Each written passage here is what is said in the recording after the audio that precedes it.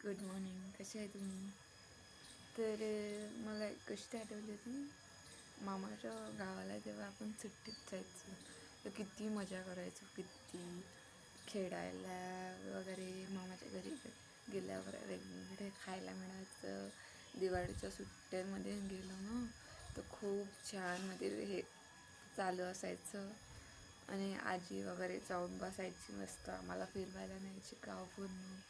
आणि माझ्या आजीचं गाव दर्यापूर आहे, तर मला आजी मस्त इच्छापूर्ती मंदिर आहे तिथे इच्छापूर्ती मंदिरावर न्यायची खेळायला. खूप छान, म्हणजे पूर्ण गावामध्ये मस्त मजा यायची. तर आत्ता तशी मजा राहिली नाही आहे, कारण की जसे जसे दिवस गेले, ते बचपन गेलं तेव्हापासून मजा म्हणजे हे झाली. त्या गोष्टी आठवते ना तर खूप छान फील होते. आणि अशा गोष्टी काही आहे त्या गावात झालेल्या का ते गोष्टी चांगल्या पण आहे आणि थोड्याशा विचकट पण आहे. तर एवढी मजा यायची.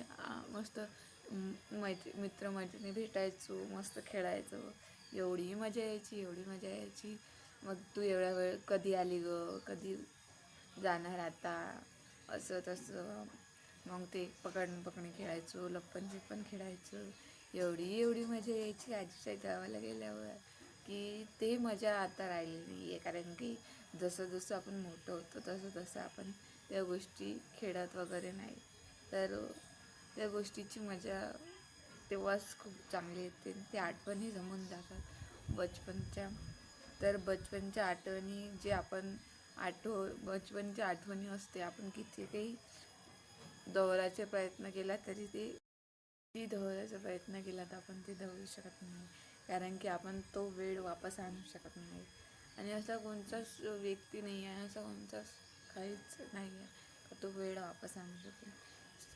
खूप छान त्या आठवणी होत्या. तुम्ही तुमच्या मामाच्या गावाला गेला तर कोणत्या कोणत्या आठवणी क्रिएट केल्या ते मला नक्कीच सांगा. मी तुमचे कमेंटमध्ये बघणार. नक्कीच सांगा मला काय काय झालं आहे, काय काय नाही, सगळंच.